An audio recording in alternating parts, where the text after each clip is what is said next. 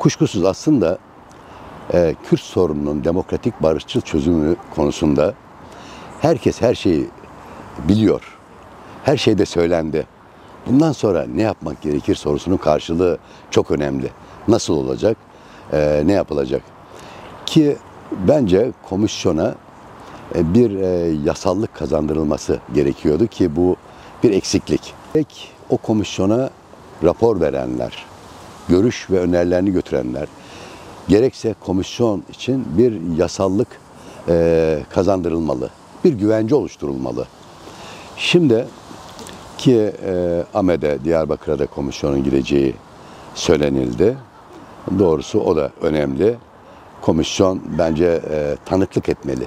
Bölgede yani bir kere görmek, bin kere duymaktan yeğdir diye bir Çin atasözü var. Çok önemli. Gitsinler komisyon üyeleri birebir Diyarbakır halkıyla, barış anneleriyle, sivil demokratik örgüt temsilcileriyle, halkla görüşsünler. Onların o barışın yakıcı özlemini duysunlar, dinlesinler. Ayrıca eğer çağrılmış olsaydım komisyona belli bir takım başlıklar da önerecektim. Örneğin bu sürecin açıklığı çok önemli, şeffaflığı, toplumun bu sürece dair bilgi edinme ve haber alma hakkının kullanılması yolunda eğer bu komisyon isteseydi bir barış kanalının açılması sağlanabilirdi. O barış kanalında kim ne demiş, kim ne önermiş ve barış bilinci ve barış kültürünün oluşmasında önemli bir katkı sağlayacaktı. Çünkü dünya örnekleri var. O dünya örneklerinin o kanal aracılığıyla Türkiye halklarına sunulması ve bu çatışmalı sürecin işte barışa evrilmesinin çok önemli belgeselleri var. Onlar o barış kanalında gösterilebilirdi. O kanalda, barış kanalı aracılığıyla gerçekten savaşın her alandaki yıkıntılarını, halklara getireceği kötülükleri, sorunları ve de tam tersi barışın da bütün halklara ekonomik, siyasal, toplumsal, kültürel neler kazandıracağını o barış kanalıyla anlatılabilmiş olsaydı belki bu süreç karşıtlarının, itiraz edenlerin biraz tepkilerini azaltabilirdi. Şimdi biz baştan beri söylüyoruz.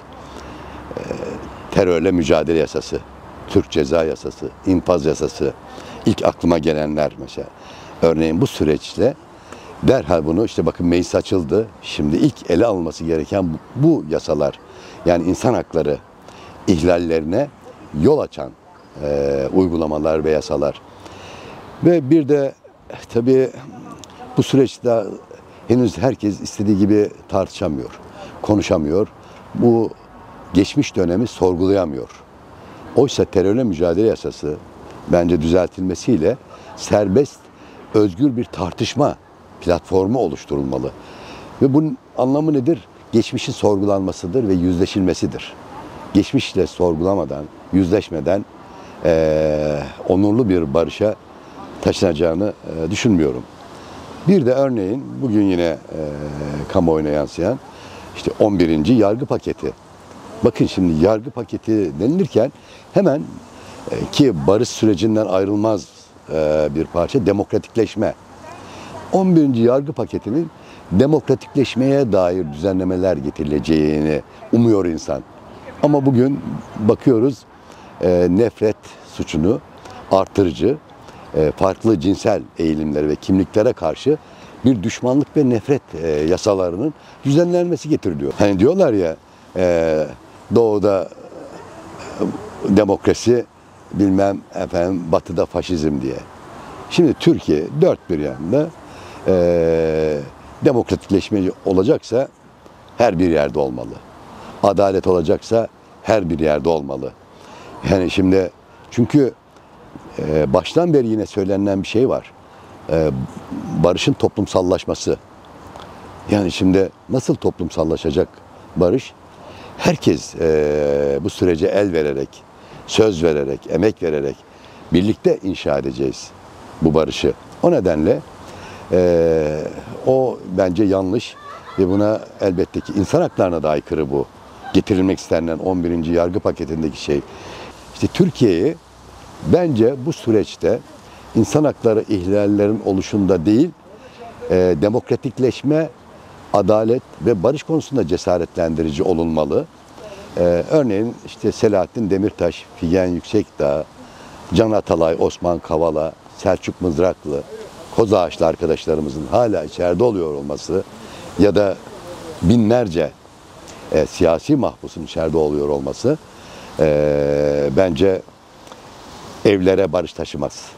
Çünkü bakın 10 binlerce insan bunların yakınlarıyla vurduğunuz zaman milyonlarca insanın aklı, nabzı ya da sürgünde olan insanların bu süreçte. O nedenle biraz normalleşmeli artık. Sonra iktidarın bence bu süreçte somut adımlar atmayışı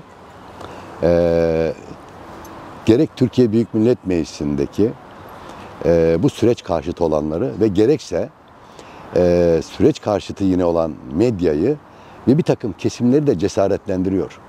Bakın şu 1-2 gündür grup toplantılarındaki hezeyanı, yani şimdi Pervin Buldan arkadaşımız bir insan hakları savunucusu, bir barış aktivisti ve en çok da bu savaşın acılarını yaşamış biri olmasına karşın en çok barışı savunanlardan biri ve İmralı heyetinde yer almakta ve bugün meclis başkan vekili olarak iç tüzüğe bağlı olarak onun itiraz ve söz hakkını elinden almak istiyorlar. Yani İYİ Parti'nin gerçekten hezeyanı kabul edilemez. İşte bunları cesaretlendiren bence sürecin henüz somut bir ilerleme kaydedilmemiş olmasından kaynaklanıyor.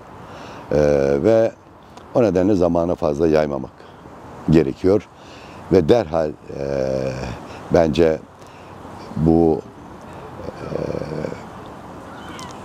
Milli Dayanışma, Kardeşlik ve Demokrasi Komisyonlarının alt komisyonları oluşturulması gerekiyor ve alt komisyonların oluşturacağı raporlar derhal yasaya dönüşmesi gerekiyor. Artık bir adım atılması gerekiyor. Evet, bu konuda da bir erteleme, gecikme ve atlatma var. Bakın, Avrupa İnsan Hakları Mahkemesi'nde kararı var. Umut hakkı.